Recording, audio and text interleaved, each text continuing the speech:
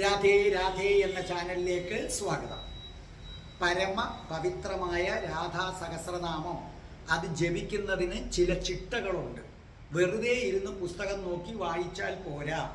ആ ചിട്ടകൾ അനുസരിച്ച് വേണം നിങ്ങൾ രാധാ സഹസ്രനാമം ജപിക്കാൻ. ഒരു ചിട്ടയും അനുസരിക്കാതെ ചൊല്ലിയാലും ഫലം കിട്ടും, അത് വേറൊരു കാര്യം. ഭഗവാൻ എപ്പോഴും നോക്കുന്നത് ഭക്തിയാണ്. പക്ഷേ ഭക്തിയുടെ കൂടെ ചിട്ടയും കൂടെ ചേർന്നാൽ ഇരട്ടി ഫലം കിട്ടും. നമ്മൾ വെറുതെ ചൊല്ലിയാൽ പോലും രാധാ സഹസ്രനാമത്തിന് ഫലം കിട്ടും, അത്രയ്ക്ക് മഹത്തരമാണ്. ഭഗവാൻ ഭക്തിയിലാണ് പ്രാധാന്യം. പക്ഷേ ഭക്തി അധികം അതിൻ്റെ നിയമങ്ങൾ, ചിട്ടകൾ, ഇത് രണ്ടും പാലിച്ചാൽ നിങ്ങൾക്ക് ഉടനടി ഫലം കിട്ടുന്നതായിരിക്കും. ആഗ്രഹിക്കുന്നത് എന്തും കിട്ടുന്നതായിരിക്കും. രാധാ സഹസ്രനാമം ആദ്യമായി ചൊല്ലിത്തുടങ്ങേണ്ടത് ചൊവ്വാഴ്ച ദിവസമായിരിക്കണം. അത് കഴിഞ്ഞാൽ പിന്നെ ബുധൻ, വ്യാഴം, വെള്ളി എല്ലാം ചൊല്ലാം. നമ്മൾ ആദ്യമായിട്ട് ചൊല്ലാനെടുക്കേണ്ടത് ചൊവ്വാഴ്ച ദിവസം ആയിരിക്കണം. ഇനി മത്സ്യ മാംസാദികൾ കഴിയുന്നത്ര കഴിക്കാതിരിക്കുന്നത് നല്ലത്. പക്ഷേ എൻ്റെ പ്രേക്ഷകർക്ക് എത്ര പേർക്ക് അത് പറ്റുമെന്ന് എനിക്ക് അറിയില്ല. എങ്കിലും അതിനൊക്കെ ഒരു ലിമിറ്റ് വെക്കുന്നത് നന്നായിരിക്കും. നിങ്ങളിപ്പോൾ ആഴ്ചയിൽ 7 ദിവസവും നോൺ വെജ് കഴിക്കാതെ അറ്റ്ലീസ്റ്റ് ഒരു 3 ദിവസമെങ്കിലും വെജിറ്റേറിയൻ ആക്കുക. അപ്പം മത്സ്യ മാംസാദികൾ കഴിക്കാതിരിക്കുന്നത് ഉത്തമം. ഇനി അഥവാ കഴിക്കുന്നവരാണെങ്കിൽ നന്നായി കുളിച്ചതിന് ശേഷം മാത്രം വേണം നിങ്ങൾ എന്ത് ചെയ്യേണ്ടത്, ഈ നാമം ജപിക്കാനായിട്ടിരിക്കേണ്ടത്. രാധാ സഹസ്രനാമം ജപിക്കാൻ ഏറ്റവും നല്ല സമയമേതെന്ന് എന്നോട് എപ്പോഴും എല്ലാവരും ചോദിക്കും. സാറേ, രാധാ സഹസ്രനാമം രാവിലെയാണോ, ഉച്ചയ്ക്കാണോ, വൈകുന്നേരമാണോ? ഓർമ്മിക്കുക, രാധാ സഹസ്രനാമം ജപിക്കാൻ ഏറ്റവും ഉത്തമമായ സമയം ഉച്ചയ്ക്ക് 12 മണിയാകുന്നു. രാധാ റാണിയുടെ ഏത് മന്ത്രവും ജപിക്കാൻ നല്ലത് ഉച്ചയ്ക്ക് 12 മണി. പക്ഷെ നമ്മൾ ജോലിക്ക് പോകുന്നവർക്കൊക്കെ അത് പാടാണ്. അതുകൊണ്ട് നിങ്ങൾക്ക് രാവിലെ എഴുന്നേറ്റ് ജപിക്കുന്നത് വളരെ നന്നായിരിക്കും. അല്ലെങ്കിൽ സന്ധ്യയ്ക്ക് വിളക്ക് കത്തിച്ചിട്ട് ജപിക്കുന്നത് നന്നായിരിക്കും. ഇനി രാധാ സഹസ്രനാമം നിങ്ങൾ ജപിക്കുമ്പോൾ നീല വസ്ത്രം ധരിച്ചിട്ട് വേണം നിങ്ങൾ ജപിക്കാൻ. അപ്പം നിങ്ങൾക്ക് കൂടുതൽ ഐശ്വര്യം ഉണ്ടാകും. നീല വസ്ത്രം. ഇനി നീല വസ്ത്രം ഇല്ലെങ്കിൽ നിങ്ങളുടെ കയ്യിലുള്ള ഡ്രസ്സിൽ എവിടെയെങ്കിലും ഒരു നീലപ്പൂവോ അങ്ങനെ ഒരു നീല അടയാളമോ ഉണ്ടായാൽ മതി. പ്രഭാതത്തിൽ 5 മണിക്കെങ്കിലും ഉണരുന്നത് വളരെ നല്ലതാണ്. പിന്നെ വൈകുന്നേരം ജോലി ചെയ്ത് തളർന്ന് കിടന്നുറങ്ങുന്നവർക്ക് അതൊക്കെ പാടാണ്. ഞാൻ നോർമലി പറഞ്ഞതേ ഉള്ളൂ. പറ്റുമെങ്കിൽ രാവിലെ ഒരു 5, മാക്സിമം ഒരു 5:30, അതിനപ്പുറത്തേക്ക് പോകരുത്. രാധാ സഹസ്രനാമം ജപിക്കുന്നവർ രാവിലെ 5 മണിക്ക് ഉണരുക. രാധാ സഹസ്രനാമം ജപിക്കുന്നവർ രാവിലെ കുളിക്കുക എന്ന് മാത്രവുമല്ല, ഈ സഹസ്രനാമം ജപിക്കുന്നവർ രാവിലെ എഴുന്നേറ്റ് കുളിച്ച് വിളക്ക് കത്തിച്ച് സഹസ്രനാമം ജപിച്ചതിന് ശേഷം അടുക്കളയിൽ പോയി വിളക്ക് പറ്റിക്കുന്നത് വളരെ നന്നായിരിക്കും. നിങ്ങൾക്ക് ഉറക്കം എഴുന്നേൽക്കുമ്പം വെള്ളം കുടിക്കാം, ജലം കുടിക്കാം, ചായ, കാപ്പി എല്ലാം രാധാ സഹസ്രനാമം ജപിച്ചതിന് ശേഷം മാത്രമേ നിങ്ങൾ കുടിക്കാവൂ. രാധികാ സഹസ്രനാമം ജപിക്കുന്നവർ വീട്ടിൻ്റെ മുറ്റത്ത് നിശ്ചയമായും തുളസിത്തറ ഉണ്ടായിരിക്കണം. ഒരു തുളസി ചെടി വാങ്ങിച്ച് കിട്ടുമല്ലോ, നമുക്ക് തുളസിത്തറ കടയിൽ നിന്ന് വാങ്ങിക്കാൻ കിട്ടും. നമ്മൾ 500 രൂപ 600 രൂപയൊക്കെ കൊടുത്താൽ ചെറിയ തുളസിത്തറ കിട്ടും. ഒരു തുളസിത്തറ, അതിനകത്തൊരു തിരിയിട്ട് കത്തിക്കണം. അത് നമുക്ക് അത്യാവശ്യമാണ്. ദിവസം 2 നേരം കുളിക്കണം. ഒരു നേരം തല കുളിക്കാം, ഒരു നേരം നമുക്ക് ദേഹം കുളിക്കാം. 2 നേരം നിങ്ങൾ കുളിച്ചിരിക്കണം. എപ്പോഴും നല്ല വൃത്തിയായിരിക്കണം. രാധാറാണി അണിഞ്ഞൊരുങ്ങുന്നതിൽ വളരെ താല്പര്യമാണ്. അപ്പോൾ രാധാ സഹസ്രനാമം ജപിക്കുന്ന സ്ത്രീകൾ ഓർക്കുക, വളരെ നീറ്റായിരിക്കണം. നിങ്ങൾ വീട്ടിൽ നിൽക്കുമ്പോഴും പുറത്തു പോകുന്ന കണക്ക് തന്നെ നിൽക്കുക. പുരുഷന്മാരും അതുപോലെ തന്നെ നല്ല നീറ്റായിരിക്കണം എപ്പോഴും. കഴിയുന്നത്ര ദിവസങ്ങളിൽ നിങ്ങൾക്ക് കിട്ടുമ്പോഴെല്ലാം മുല്ലപ്പൂ തലമുടിയിൽ ചൂടാൻ നിങ്ങൾ മറക്കരുത്. കയ്യിൽ കുപ്പിവള നിർബന്ധമായും വേണം. രാധാജിയെ സംബന്ധിച്ചിടത്തോളം അതൊക്കെ വളരെ പർട്ടിക്കുലറാണ്. നിങ്ങൾ കയ്യിൽ കുപ്പിവള വേണം. അതേ കണക്ക് പൂജാമുറിയിൽ രാധാജിയുടെ വിഗ്രഹം പ്രത്യേകം ഉണ്ടായിരിക്കണം. അല്ലാതെ കൃഷ്ണനും രാധയും മാത്രം ചേർന്ന് നിൽക്കുന്ന ഒരു വിഗ്രഹം അത് പോരാ. രാധാജിയുടെ ഒരു വിഗ്രഹം ഉണ്ടാകണം. അതിന് വേറൊന്നും വിഗ്രഹം വേണ്ട, ഒരു ഫോട്ടോ മതി. അത് നിങ്ങൾ ഗൂഗിൾ എടുത്താൽ രാധാറാണിയുടെ നല്ല ഫോട്ടോ കിട്ടും. ഡൗൺലോഡ് ചെയ്ത് കഴിഞ്ഞാൽ ഫ്രെയിം ചെയ്യുന്ന കടയിൽ കൊണ്ട് കൊടുത്താൽ അവരത് ഫ്രെയിം ചെയ്ത് തരും. അതേ കണക്ക് രാധാ കവചം 2 ഉണ്ടെന്നറിയുക. അത് 2ഉം നിങ്ങൾ ചൊല്ലിക്കഴിഞ്ഞതിന് ശേഷം മാത്രം വേണം രാധികാ സഹസ്രനാമം ചൊല്ലാൻ. ആ രാധികാ കവചം 2ഉം ഞാൻ നിങ്ങളെ പഠിപ്പിച്ചിട്ടുണ്ട്. അതുകൂടാതെ നമ്മുടെ കൃഷ്ണപ്രിയ പാടി ഇട്ടിട്ടുമുണ്ട്. അത് നിങ്ങൾ പ്ലേലിസ്റ്റ് എടുത്താൽ രാധാ കവചം അല്ലെങ്കിൽ രാധികാ കവചം എന്നൊരു ഹെഡിങ് ഞാൻ കൊടുത്തിട്ടുണ്ട്. ആ രാധാ കവചത്തിൽ നിന്ന് നിങ്ങൾക്കത് കിട്ടുന്നതായിരിക്കും. അത് നിങ്ങൾ ഓർമ്മയിൽ വെച്ചേക്കണം. അതേ കണക്ക് തന്നെ നമ്മൾ കഴിയുന്നതും എല്ലാ ദിവസവും ചന്ദനം ധരിക്കാൻ ശ്രദ്ധിക്കണം. ചന്ദനം നമ്മൾ ധരിക്കുമ്പോൾ നമ്മുടെ നെറ്റിയിൽ ധരിക്കുക, കഴുത്തിൽ, 2 ഭുജങ്ങളിൽ, നെഞ്ചിൽ, ഇത്രയുമാണ് നമ്മൾ ചന്ദനം ധരിക്കേണ്ടത്. ചന്ദനം കുളിച്ചിട്ട് വന്ന് ചന്ദനമൊക്കെ ധരിച്ചിട്ട് വേണം നമ്മൾ എന്ത് ചെയ്യേണ്ടത്?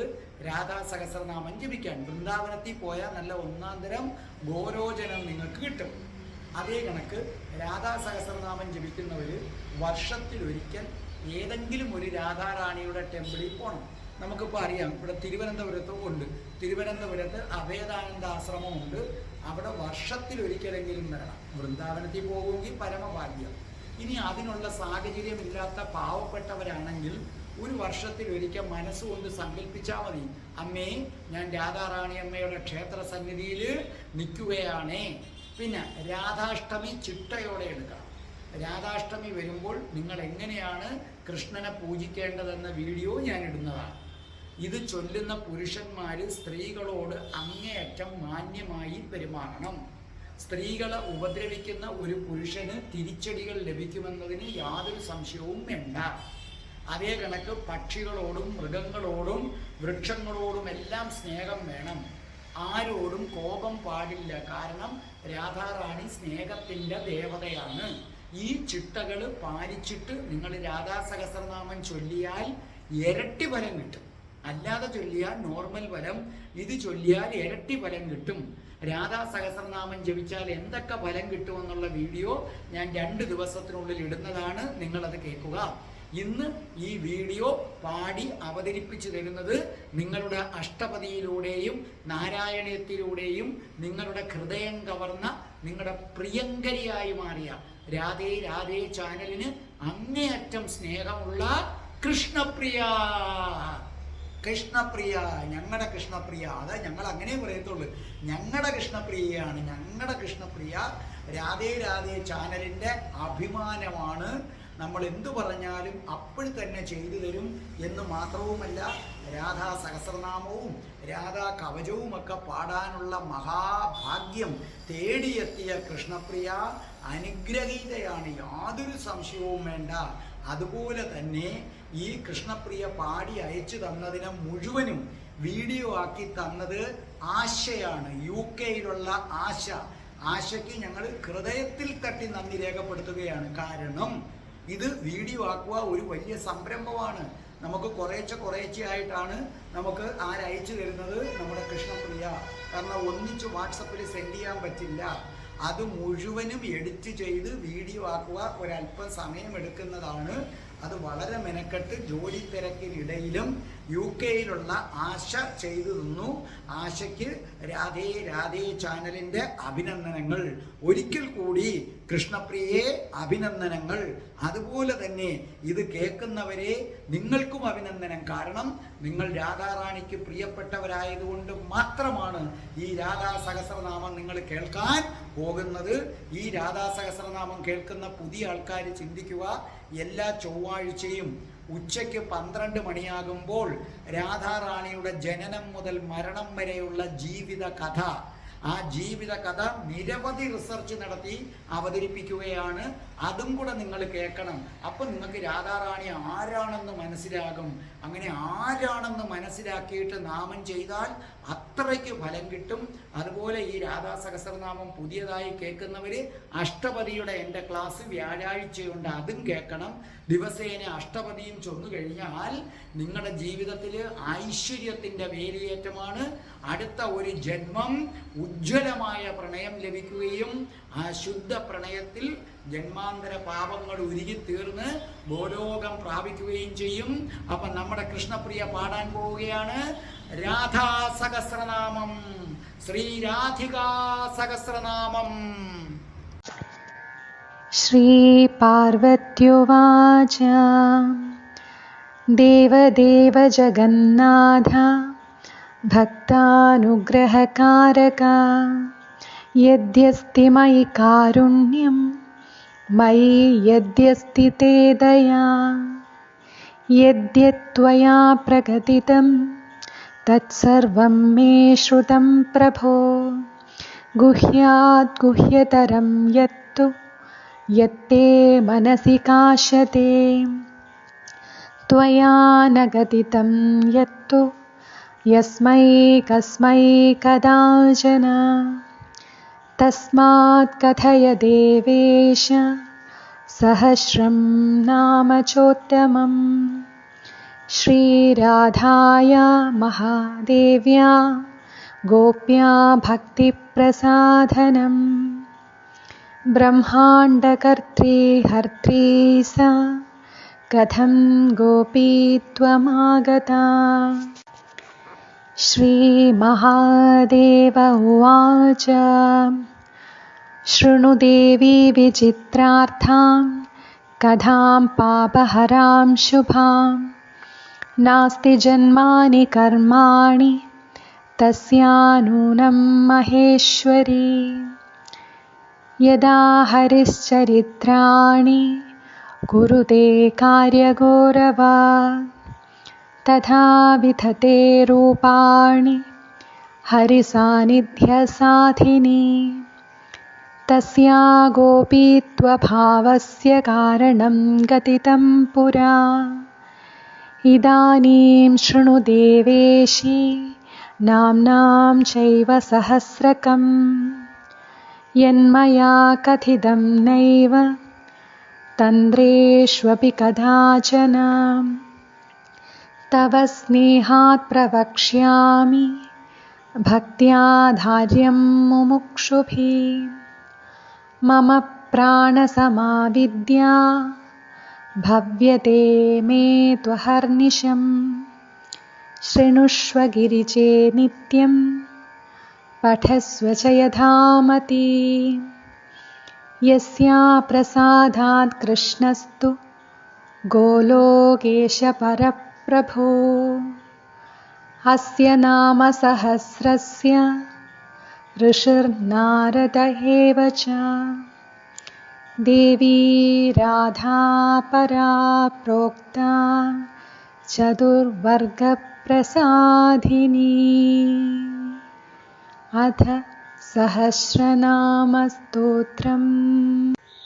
श्रीराधा राधिका कृष्णवल्लभा कृष्णसंयुता वृन्दावनेश्वरी कृष्णप्रिया मदनमोहिनी श्रीमती कृष्णकान्ता च कृष्णानन्दप्रदायिनी यशस्विनी यशोगम्या यशोदानन्दवल्लभा दामोदरप्रिया गोपी गोपानन्दकरी तथा कृष्णाङ्गवासिनी हृद्या हरिकान्ता हरिप्रिया प्रधानगोपिका गोपकन्या त्रैलोक्यसुन्दरी वृन्दावनविहारिणी विकसितमुखाम्बुजा गोकुलानन्दकर्त्री च गोकुलानन्ददायिनी गतिप्रदा गीतगम्या गमनागमनप्रिया विष्णुप्रिया विष्णुकान्ता विष्णोरङ्कनिवासिनी यशोदानन्दपत्नी च यशोदानन्दगेहिनी कामारी कान्ता कामेशी कामलालसविग्रहा जयप्रदा जया जीवा जीवानन्दप्रदायिनी नन्दनन्दनपत्नी च वृषभानुसुता शिवा गणाध्यक्षा गवाध्यक्षा गवां गतिरनुत्तमा काञ्चनाभा हेमगात्रा काञ्चनाङ्गदधारिणी अशोकाशोकरहिता विशोकाशोकनाशिनी गायत्री वेदमाता च वेदातीतविदुत्तमा नीतिशास्त्रप्रिया नीतिगतिर्मतिरभीष्टदा वेदप्रिया वेदगर्भा वेदमार्गप्रवर्धिनी वेदगम्या वेदपरा विचित्रकनकोज्ज्वला तथोज्ज्वलप्रदा नित्या तथैवोज्ज्वलगात्रिका नन्दप्रिया नन्दसुधाराध्यानन्दप्रदा शुभा शुभाङ्गी विमलाङ्गी च विलसिन्यपराजिता जननी जन्मशून्या च जन्ममृत्युजरापहा गतिर्गतिमतां धात्री धात्र्यानन्दप्रदायिनी जगन्नाथप्रिया शैलवासिनी हेमसुन्दरी किशोरी कमला पद्मा पद्महस्तपयोददा पयस्विनी पयोदात्री पवित्री सर्वमङ्गला महाजीवप्रदा कृष्णकान्ता कमलसुन्दरी विचित्रवासिनी चित्रवासिनी चित्ररूपिणी निर्गुणा सुकुलीना च निष्कुलीना निराकुला गोकुलान्तरगेहा च योगानन्दकरी तथा वेणुवाद्या वेणुरती वेणुवाद्यपरायणा गोपालस्य प्रिया सौम्यरूपा सौम्यकुलोद्वहा मोहा मोहा विमोहा च गतिनिष्ठा गतिप्रदा गीर्वाणवन्ध्या गीर्वाण गीर्वाणगणसेविता ललिता च विशोका च विशाखा चित्रमालिनी जितेन्द्रिया शुद्धसत्त्वा कुलीना कुलदीपिका दीपप्रिया दीपदात्री विमला विमलोदका कान्तारवासिनी कृष्णा कृष्णचन्द्रप्रिया मतिः अनुत्तरा दुःखहन्त्री दुःखकर्त्री कुलोद्वहा मतिर्लक्ष्मीर्धृतिर्लज्जा कान्ती पुष्टिस्मृतिक्षमा क्षीरोदशायिनी देवी देवारी कुलमर्दिनी वैष्णवी च महालक्ष्मी कुलपूज्या कुलप्रिया संहर्त्री सर्वदैत्यानां सावित्री वेदगामिनी वेदातीता निरालम्बा निरालम्बगणप्रिया निरालम्बजनैः पूज्या निरालोका निराश्रया एकाङ्गी सर्वगा सेव्या ब्रह्मपत्नी सरस्वती रासप्रिया रासगम्या रासाधिष्ठातृदेवता रसिका रसिकानन्दा स्वयं रासेश्वरी परा रासमण्डलमध्यस्था रासमण्डलशोभिता रासमण्डलसेव्या च रासक्रीडामनोहरा पुण्डरीकाक्षनिलया पुण्डरीकाक्षगेहिनी पुण्डरीकाक्षसेव्या च पुण्डरीकाक्षवल्लभा सर्वजीवेश्वरी सर्वजीववन्द्या परात्परा प्रकृतिशम्भुकान्ता च सदाशिवमनोहरा क्षुत्पिपासादया निद्रा भ्रान्तिश्रान्तिक्षमाकुला वधूरूपा गोपपत्नी भारती सिद्धयोगिनी सत्यरूपा नित्यरूपा नित्याङ्गी नित्यगेहिनी स्थानदात्री तथा धात्री महालक्ष्मी स्वयंप्रभा सिन्धुकन्या स्थानदात्री द्वारकावासिनी तथा बुद्धिस्थितिस्थानरूपा सर्वकारणकारणा भक्तप्रिया भक्तगम्या भक्तानन्दप्रदायिनी भक्तकल्पद्रुमातीता तथातीतगुणा तथा मनोधिष्ठात्रदेवी च कृष्णप्रेमपरायणा निरामया सौम्यधात्री तथा मदनमोहिनी एकानंशा शिवा क्षेमा दुर्गा दुर्गतिनाशिनी ईश्वरी सर्ववन्ध्या च गोपनीया शुभङ्करी पालिनी सर्वभूतानां तथा कामाङ्गहारिणी सद्यो मुक्तिप्रदा देवी वेदसारा परात्परा हिमालयसुधा सर्वा पार्वती गिरिजा सती दक्षकन्या देवमाता मद्दलज्जा हरेस्तनुः वृन्दारण्यप्रिया वृन्दावनविलासिनी विलासिनी वैष्णवी च ब्रह्मलोकप्रतिष्ठिता रुक्मिणी रेवती सत्यभामा जाम्भवती तथा सुलक्ष्मणा मित्रविन्दा कालिन्दी जह्नुकन्यका परिपूर्णा पूर्णतरा तथा हैमवती गति अपूर्वा ब्रह्मरूपा च ब्रह्माण्डपरिपालिनी ब्रह्माण्डभाण्डमध्यस्था ब्रह्माण्डबाण्डरूपिणी अण्डरूपाण्डमध्यस्था तदाण्डपरिपालिनी अण्डबाह्याण्डसंहर्त्री शिवब्रह्महरिप्रिया महाविष्णुप्रिया कल्पवृक्षरूपा निरन्तरा सारभूता स्थिरा गौरी गौराङ्गी शशिशेखरा श्वेतचम्बकवर्णाभा शशिकोटिसमप्रभा मालती माल्यभूषाढ्या मालती माल्यधारिणी कृष्णस्तुता कृष्णकान्दा वृन्दावनविलासिनी तुलस्यधिष्ठातृदेवी संसारार्णवपारदा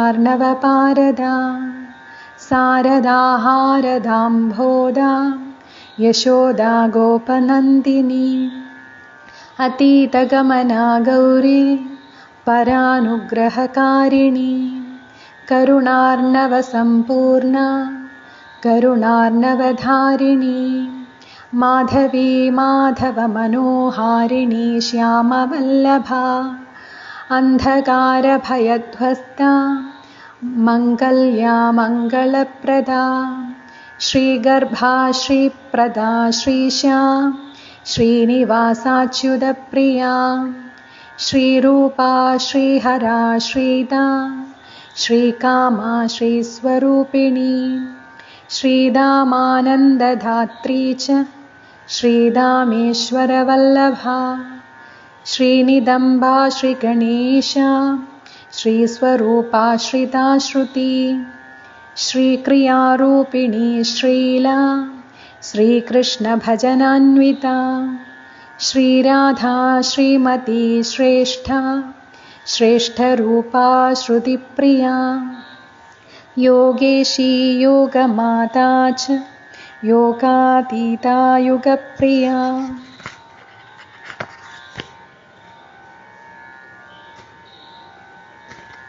योगप्रिया योगगम्या योगिनी गणवन्दिता जवाकुसुमसङ्कासा दाडिमी कुसुमोपमा नीलाम्बरधरा धीरा धैर्यरूपधरा धृतिः रत्नसिंहासनस्था च रत्नकुण्डलभूषिता रत्नालङ्कारसंयुक्ता रत्नमालाधरा परा रत्नेन्द्रसारहाराढ्या रत्नमालाविभूषिता इन्द्रनीलमणिन्यस्तपादपद्मशुभाशुचिः कार्तिकी पौर्णमासी च अमावस्या भयापहा गोविन्दराजगृहिणी गोविन्दगणपूजिता वैकुण्ठनादगृहिणी वैकुण्ठपरमालया वैकुण्ठदेवदेवाढ्या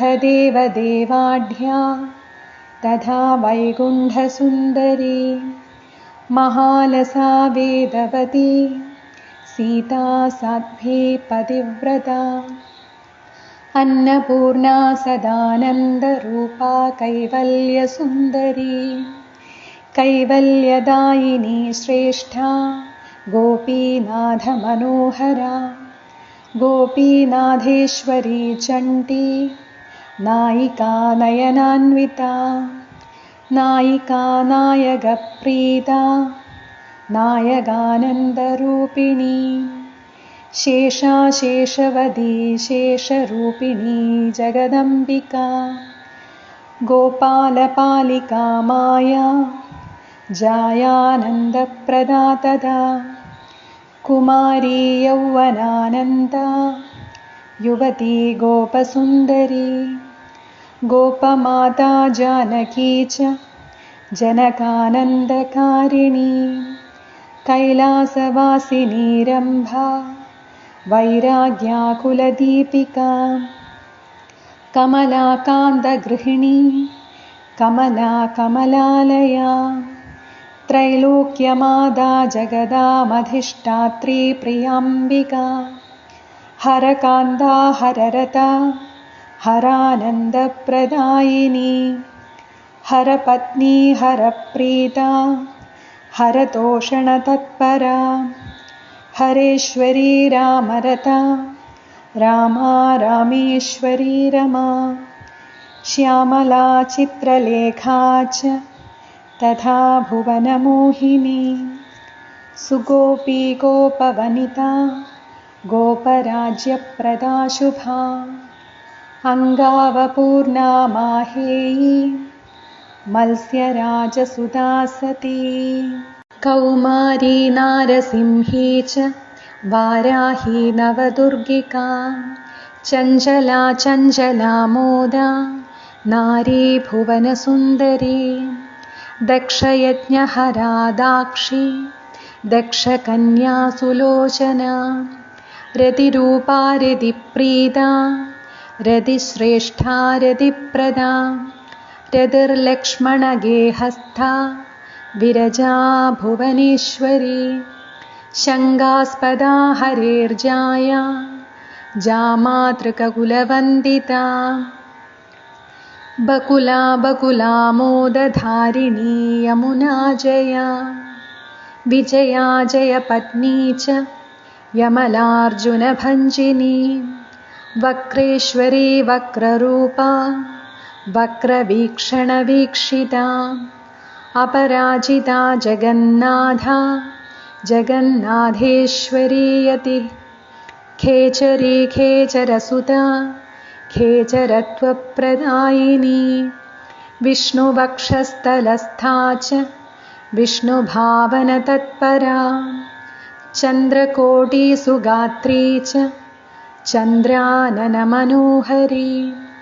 सेवा सेव्या शिवा क्षेमा तथा क्षेमकारी वधू यादवेन्द्रवधू सेव्या शिवभक्ता शिवान्विता केवला निष्फला सूक्ष्मा महाभीमा भयप्रदा जीमूतरूपा जयमूती जिदामित्रप्रमोदिनी गोपालवनितानन्दा कुलजेन्द्रनिवासिनी जयन्ती यमुनाङ्गी च यमुनातोषकारिणी कलिकल्मषभङ्गा च कलिकल्मषनाशिनी कलिकल्मषरूपा च नित्यानन्दकरी कृपा कृपावती कुलवती कैलासाचलवासिनी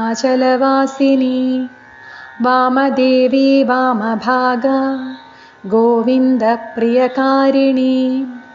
नरेन्द्रकन्या योगेशी योगिनी योगरूपिणी योगसिद्धा सिद्धरूपा सिद्धक्षेत्रनिवासिनी क्षेत्राधिष्ठातृरूपा च क्षेत्रातीता कुलप्रदा केशवानन्ददात्री च केशवानन्ददायिनी केशवा केशवप्रीदा केशवी केशवप्रिया रासक्रीडाकरी रासवासिनी राससुन्दरी गोकुलान्वितदेहा च गोकुलत्वप्रदायिनी लवङ्गनाम्नी नारङ्गी नारङ्गकुलमण्डना एलालवङ्गकर्पूरमुखवासमुखान्विता मुख्या मुख्यप्रदा मुख्यरूपा मुख्यनिवासिनी नारायणी कृपातीता करुणामयकारिणी कारुण्या करुणाकर्णा गोकर्णा नागकर्णिका सर्पिणी कौलिनी क्षेत्रवासिनी जगदन्वया जटिला कुटिला नीला नीलाम्बरधरा शुभा नीलाम्बरविधात्री च नीलकण्ठप्रिया तथा भगिनी भागिनी भोग्या कृष्णभोग्या भगेश्वरी बलेश्वरी बलाराध्या कान्ता कान्तनिदम्बिनी निदम्बिनी रूपवती युवती कृष्णपीवरी विभावरी वेत्रवती सङ्कटा कुटिलालका नारायणप्रिया शैला सृक्कणी परिमोहिता दृक्पादमोहिता प्रादराशिनी नवनीतिका नवीना नवनारी च नारङ्गफलशोभिता हैमी हेममुखी चन्द्रमुखी शशिसुशोभना अर्धचन्द्रधरा चन्द्रवल्लभा रोहिणी तमी तिमिङ्ग्लकुलामोदमत्स्यरूपाङ्गहारिणी कारिणीं सर्वभूतानां कार्यातीता किशोरिणी किशोरवल्लभा केशकारिका कामकारिका कामेश्वरी कामकला कालिन्दी कुलदीपिका कलिन्दतनया तीरवासिनी तीरगेहिनी कादम्बरी पानपरा कुसुमा मोदधारिणी कुमुदा कुमुदानन्दा कृष्णेशी कामवल्लभा तर्काली वैजयन्ती च निम्बदाडिमरूपिणी बिल्ववृक्षप्रिया कृष्णाम्बरा बिल्वोपमस्तनी बिल्वात्मिका बिल्ववपुर्बिल्ववृक्षनिवासिनी तुलसीतोषिका तैदिलानन्दपरितोषिका गजमुक्ता महामुक्ता महामुक्तिफलप्रदा अनङ्गमोहिनी शक्तिरूपा शक्तिस्वरूपिणी पञ्चशक्तिस्वरूपा च शैशवानन्दकारिणी गजेन्द्रगामिनी श्यामलतानङ्गलता तथा योषिश्चक्तिस्वरूपा च योषिदानन्दकारिणी प्रेमप्रिया प्रेमरूपा प्रेमानन्दतरङ्गिणी प्रेमहारा प्रेमधात्री प्रेमशक्तिमयी तथा कृष्णप्रेमवदी धन्या कृष्णप्रेमतरङ्गिणी प्रेमभक्तिप्रदा प्रेमा प्रेमानन्दतरङ्गिणी प्रेमक्रीडापरीताङ्गी प्रेमभक्तितरङ्गिणी प्रेमार्थदायिनी सर्वश्वेता नित्यतरङ्गिणी हावभावान्विता रौद्रा रुद्रानन्दप्रकाशिनी कपिला शृङ्खला केशपाशसम्बन्धिनी खडी कुटीरवासिनी धूम्रा धूम्रकेशा जलोदरी ब्रह्माण्डगोचरा ब्रह्मरूपिणी भवभाविनी संसारनाशिनी शैवा शैवलानन्ददायिनी शिशिरा हेमरागाढ्या मेघरूपातिसुन्दरी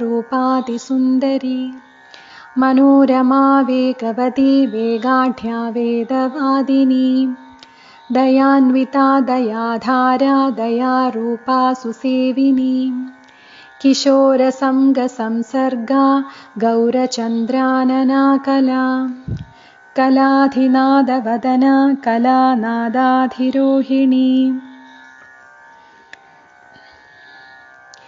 विरागकुशला हेमपिङ्गला हेममण्डना भाण्डीरतालवनगा कैवर्दी पीवरीशुगी शुगदेवगुणातीता शुगदेवप्रिया सखी विकलोत्कर्षिणी कोशा कौशेयाम्बरधारिणी कोशावरी कोशरूपा जगदुत्पत्तिकारिका सृष्टिस्थितिकरी संहारिणी संहारकारिणी केशशैवलधात्री च चन्द्रगात्री सुकोमला पद्माङ्गरागसंरागा विन्ध्याद्रिपरिवासिनी विन्ध्यालया श्यामसखी सखी संसाररागिणी भूता भविष्या भव्या च भव्यगात्रा भवातिका भवनाशान्धकारिण्याकाशरूपा सुवेशिनी रतिरङ्गपरित्यागा रतिवेगा रतिप्रदा तेजस्विनी तेजोरूपकैवल्यप्रदधा शुभा भक्तिहेतुर्मुक्तिहेतुलङ्घिनी लङ्घनक्षमा विशालनेत्रा वैशाली विशालकुलसम्भवा विशालगृहवासा च विशालबदरीरती भक्त्यतीता भक्तगतिर्भक्तिका शिवभक्तिदा शिवशक्तिस्वरूपा च शिवार्धाङ्गविहारिणी शिरीषकुसुमोमोदा शिरीषकुसुमोज्ज्वला शिरीषमृद्धि शैरीषी शिरीषकुसुमाकृती वामाङ्गहारिणी विष्णु शिवभक्तिसुखान्विता विचिता विचिता मोदा गणगा गणतोषिता हयास्या हेरम्भसुता गणमाता सुखेश्वरी दुःखहन्त्री दुःखहरा सेवितेप्सितसर्वदा सर्वज्ञत्वविधात्री च कुलक्षेत्रनिवासिनी लवङ्गा पाण्डवसखी सखी मध्यनिवासिनी ग्राम्यगीता गम्या गमनातीतनिर्भरा सर्वाङ्गसुन्दरी गङ्गा गङ्गाजलमयी तथा गङ्गेरिता पूदगात्रा पवित्रकुलदीपिका पवित्रगुणशीलाढ्या पवित्रानन्ददायिनी पवित्रगुणशीलाढ्या पवित्रकुलदीपिनी कल्पमाना कंसहरा विन्ध्याचलनिवासिनी गोवर्धनेश्वरी गोवर्धनहास्या हयाकृती मीनावतारा मीनेशी गगनेशी हयागजी हरिणी हरिणी हारधारिणी कनकाकृती विद्युत्प्रभा विप्रमाता गोपमाता गयेश्वरी गवेश्वरी गवेशी च गवीशी गविवासिनी गदिज्ञागीतकुशला धनुजेन्द्रनिवारिणी निर्वाणधात्री नैर्वाणी हेतुयुक्ता गयोत्तरा पर्वताधिनिवासा च निवासकुशला तथा सन्न्यासधर्मकुशला सन्न्यासेशी शरन्मुखी शरच्चन्द्रमुखी श्यामहारा क्षेत्रनिवासिनी वसन्तरागसंरागा वसन्तवसनाकृती चतुर्भुजा षड्भुजा द्विभुजा गौरविग्रहा सहस्रास्या विहास्या च मुद्रास्या मददायिनी प्राणप्रिया प्राणरूपा प्राणरूपिण्यपावृता कृष्णप्रीता कृष्णरता कृष्णतोषणतत्परा कृष्णप्रेमरदा कृष्णभक्ता भक्तफलप्रदा कृष्णप्रेमा प्रेमभक्ता हरिभक्तिप्रदायिनी चैतन्यरूपा चैतन्यप्रिया चैतन्यरूपिणी उग्ररूपा शिवक्रोधा कृष्णक्रोधा जलोदरी महोदरी महादुर्गकान्तारसुस्थवासिनी चन्द्रावली चन्द्रकेशी चन्द्रप्रेमतरङ्गिणी समुद्रमदनोद्भूता समुद्रजलवासिनी समुद्रामृतरूपा च समुद्रजलवासिका केशपाशरता निद्रा क्षुधा प्रेमतरङ्गिका दूर्वादलश्यामतनुर्दुर्वादतलतनुच्छवी नागरा नागरिरागा नागरानन्दकारिणी नागरालिङ्गनपरा नागराङ्गनमङ्गला उच्छनीजा हैमवती प्रिया कृष्णतरङ्गता प्रेमालिङ्गनसिद्धाङ्गी सिद्धा साध्यविलासिका मङ्गलामोदजननी मेखलामोदधारिणी रत्नमञ्जीरभूषाङ्गी रत्नभूषणभूषणा जाम्भालमालिका कृष्णप्राणा प्राणविमोचना सत्यप्रदा सत्यवती सेवकानन्ददायिका जगद्योनिर्जगद्बीजा विचित्रमणिभूषणा राधारमणकान्ता च राध्याराधनरूपिणी कैलासवासिनी कृष्णप्राणसर्वस्वदायिनी कृष्णावतारनिरता कृष्णभक्तफलार्थिनी याजका याजकानन्दकारिणी याजकोज्ज्वला हरिभूषणभूषाढ्यानन्दयुक्तार्द्रपदगा है है तालधरा धै धै शब्दशक्तिप्रकाशिनी हे हे शब्दस्वरूपा च हि वाक्यविशारदा जगदानन्दकर्त्री च सान्द्रानन्दविशारदा पण्डिता पण्डितगुणा पण्डितानन्दकारिणी परिपालनकर्त्री च तथा स्थितिविनोदिनी तथा स्महारशब्दाढ्या विद्वज्जनमनोहरा विदुषां प्रीतिजननी विद्वत्प्रेमविवर्धिनी नादेशी नादरूपा च नादबिन्दुविधारिणी शून्यस्थानस्थिता शून्यरूपपादपवासिनी कार्तिकव्रतकर्त्री च वसनाहारिणी तथा जलशाया जलतला शिलातलनिवासिनी क्षुद्रकीडाङ्गसंसर्गा सङ्गदोषविनाशिनी कोटिकन्दर्पलावण्या कन्दर्पकोटिसुन्दरी कन्दर्पकोटिजननी कामबीजप्रदायिनी कामशास्त्रविनोदा च कामशास्त्रप्रकाशिनी कामप्रकाशिका कामिन्यणिमाद्यष्टसिद्धिदा यामिनी यामिनी नाथ वदना यामिनीश्वरी यागयोगहरा भुक्तिमुक्तिदात्री हिरण्यदा कपालमालिनी देवी धामरूपिण्यपूर्वदा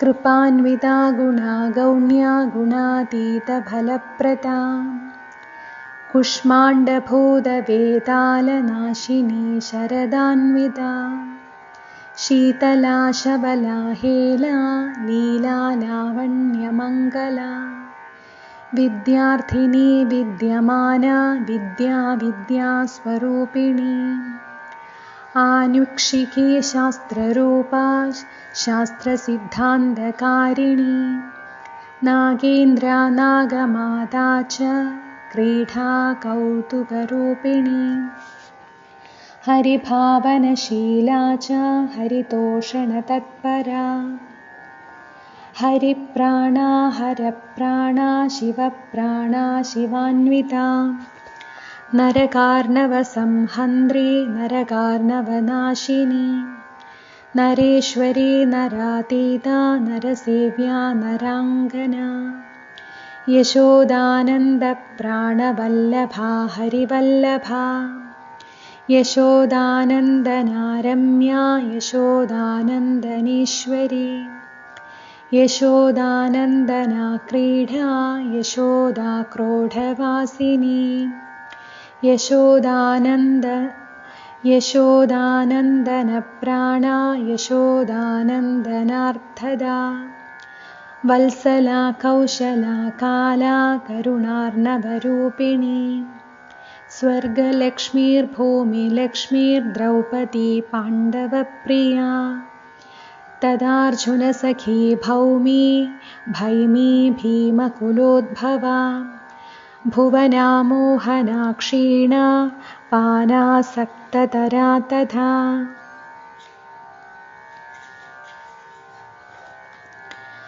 पानार्थिनी पानपात्रा पानपानन्ददायिनी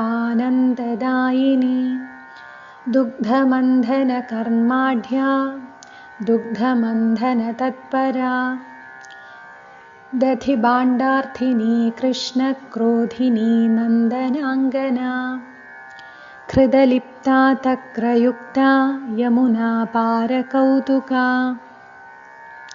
विचित्रकथका कृष्णहास्यभाषणतत्परा गोपाङ्गना वेष्टिता च कृष्णसङ्गार्थिनी तथा रासासक्ता रासरती रासवासक्तवासना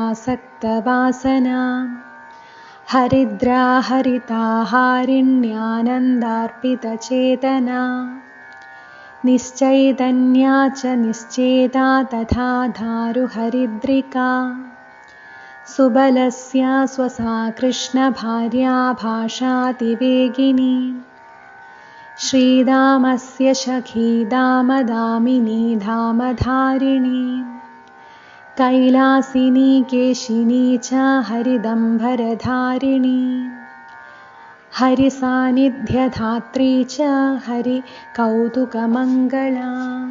हरिप्रदा हरिद्वारा यमुनाचलवासिनी जैत्रप्रदा जितार्थी च चतुरा चातुरीतमी तमिस्रा तापरूपा च रौद्ररूपा यशोर्थिनी कृष्णार्थिनी कृष्णकला कृष्णानन्दविधायिनी कृष्णार्थवासना कृष्णरागिणी भवभाविनी कृष्णार्थरहिता भक्ता भक्तिशुभप्रदा श्रीकृष्णरहिता दीना तथा विरहिणी हरे मधुरा मधुरा राजगेहभावना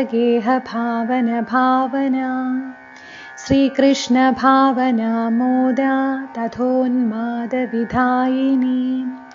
कृष्णार्थव्याकुला कृष्णसारचर्मधरा शुभा अलगेश्वरपूज्या च कुबेरेश्वरवल्लभा धनधान्यविधात्री च जाया काया हया हयी प्रणवा प्रणवेशी च प्रणवार्थस्वरूपिणी ब्रह्मविष्णुशिवार्थाङ्गहारिणी शैवशिंशपा राक्षसी नाशिनी भूतप्रेतप्राणविनाशिनी सकलेप्सितधात्री च शची साध्वी अरुन्धती पतिव्रता पतिप्राणा पतिवाक्यविनोदिनी अशेषसाधनी कल्पवासिनी कल्परूपिणी।